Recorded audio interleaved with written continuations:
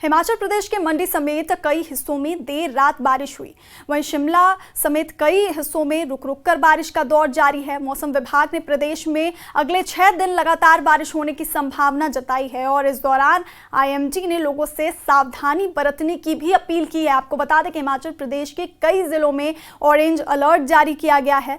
हिमाचल प्रदेश में बादल फटने से हुए नुकसान के आकलन के लिए केंद्रीय टीम मंडी के धर्मपुर पहुंची, जहां पर धर्मपुर से सियाठी गांव का दौरा किया गया और इस दौरान जायजा लिया गया और आपदा प्रभावित परिवारों से मुलाकात की गई। वहीं आपको बता दें कि केंद्रीय टीम के बाद गृह मंत्री अमित शाह भी हिमाचल आ सकते हैं। ये बात खुद मुख्यमंत्री सुखविंदर सिंह सुक्खू ने मीडिया से बातचीत में बताई थी। उन्होंने बताया था कि अमित शाह ने आपदा प्रभावित क्षेत्रों के दौरे का भरोसा दिया है और इस दौरान स्पेशल राहत पैकेज भी हिमाचल प्रदेश को दिया जा सकता है।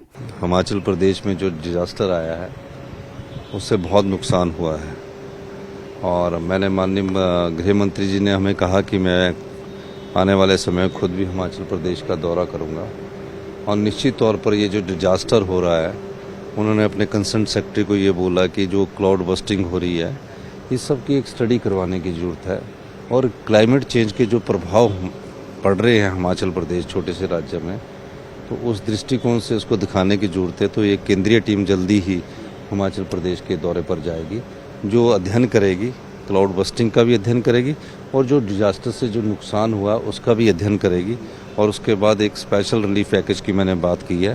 तो माननीय गृह मंत्री ने कहा कि हमारी केंद्रीय टीम आकर जब हमें रिपोर्ट देगी उसके बाद हम आगे की कार्रवाई करेंगे। वहीं पूर्व सीएम और नेता प्रतिपक्ष जयराम ठाकुर ने मंडी में सराज का दौरा किया और 30 जून की त्रासदी को प्रदेश को पीछे ढकेलने वाला त्रासदी बताया। पूर्व सीएम और नेता प्रतिपक्ष जयराम ठाकुर ने सराज वासियों से आपदा की स्थिति में हौसला बनाए रखने की अपील की है। सराज के छतरी क्षेत्र में आपदा प्रभावित इलाकों का दौरा करने के बाद जयराम ठाकुर ने कहा कि हम सब मिलकर फिर से सराज को बसाएंगे और उसी मुकाम पर लाकर खड़ा करेंगे जहां पर सराज था। जयराम ठाकुर ने आगे कहा कि आपदा ने हमें जो भी नुकसान पहुंचाया है उसकी भरपाई इतनी आसान नहीं है। 30 जून की त्रासदी ने हमें 30 साल पीछे ढकेल दिया है। हमने जहां से विकास की ये यात्रा शुरू की थी, हमें फिर वहीं पहुंचा दिया है। 30 साल पहले हम लकड़ी के पुलों से खड्डों को पार करते थे, आज फिर से वही दौर लौट आया है। इस त्रासदी से जो नुकसान हुआ है उसका अंदाज़ा लगाना भी मुश्किल है, लेकिन हम हौसला नहीं हारेंगे। दिन रात एक कर देंगे, जी जान लगा देंगे फिर उससे बेहतर हालात बनाने के लिए। सबसे बड़ी बात चिंता का विषय है कि इस इलाके में सेब की फसल इस वक्त तैयार है, लेकिन हमारे जो लिंक रोड्स वो पूरी तरह से अभी तक बंद पड़े हैं। मेन हमारा एक रोड जहाँ तक खुला है और उसके लिए हम कोशिश कर रहे हैं कि कुछ जेसीबी का इंतज़ाम हो जाए ताकि लिंक रोड को भी खोलने का प्रयत्न किया जा सके, ताकि सेब की फसल मार्केट तक पहुँच सके। ऐसा हमारा प्रयास है। लेकिन फिर भी मैं इस बात को देख रहा हूं कि यहाँ घरों को तो नुकसान हुआ है। 2 घरों के बारे में जो जानकारी दी गई पूर्ण रूप से क्षतिग्रस्त हुए हैं, लेकिन पार्शियली डैमेज जो है घरों का नंबर बहुत ज़्यादा यहाँ पर भी है। लेकिन ज़िंदगी सलामत है, ज़िंदगी बच गई है, ये बहुत बड़ी बात है। आज के इस दौर में मैं यही कहूँगा कि पूरे सराज विधानसभा क्षेत्र में इस वक्त हम युद्ध स्तर पर जो रोड्स का, सड़कें जो डैमेज हुई है उनका रेस्टोरेशन का काम चला रहे हैं, उनको ठीक तरह से खोलने का काम चलाए हैं, ताकि हमारे जो जितने भी पेयजल योजनाएं हैं, हमारी पावर सप्लाई है, उसके साथ साथ में जो हमारे सेब की फसल तैयार है उसको मार्केट तक पहुंचाने का काम हो सके। लेकिन बहुत ज़्यादा अभी तक मेहनत करने की आवश्यकता है, काम करने की आवश्यकता है। जयराम ठाकुर ने आगे ये बताया कि छतरी के इलाके में सेब की फसल पककर तैयार है, सड़कें बंद हैं और खासकर लिंक रोड बंद होने से इन फसलों को मंडियों तक पहुंचाने की सबसे बड़ी चिंता है।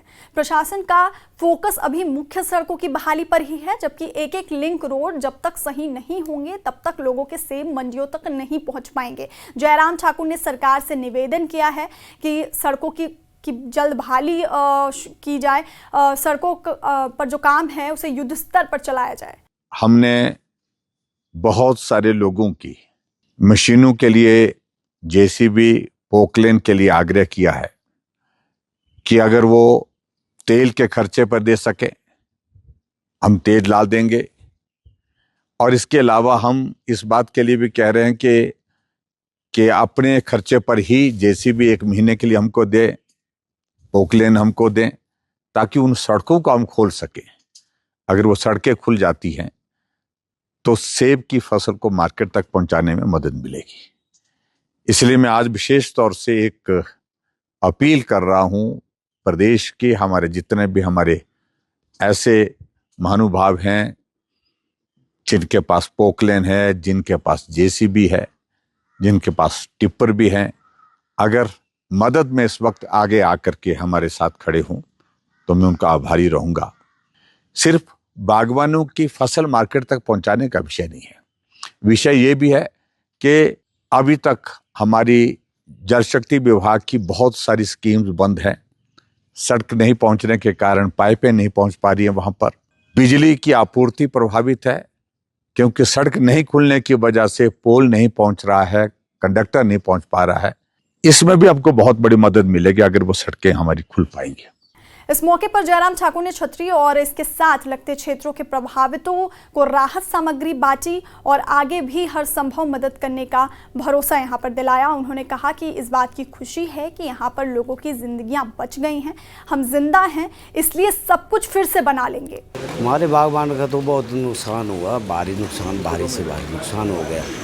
और उसके बाद हमारा जो गोभी, आलू, मटर और सेब का सबसे ज़्यादा नुकसान हुआ। जब मेरे पास 700 पौधा था उसमें 300 पौधा ख़त्म हो गया बह के। पूरे गांव में नुकसान? पूरे गांव में तो कम से कम कोई 20,000 मतलब पोली हाउस स्क्वायर मीटर, 20,000 वर्ग स्क्वायर मीटर तो पोली हाउस ख़त्म हो गए जो अपने पैसे से लोगों ने लगाए थे। वो भी नुकसान बड़ा भारी हुआ, खड्डे ने तबाह कर दिए। और उसके बाद फिर बावजूद जो नुकसान हुआ, हर का घर डैमेज, टोटली समझो सारा इलाका ही बिल्कुल बर्बाद हो गया।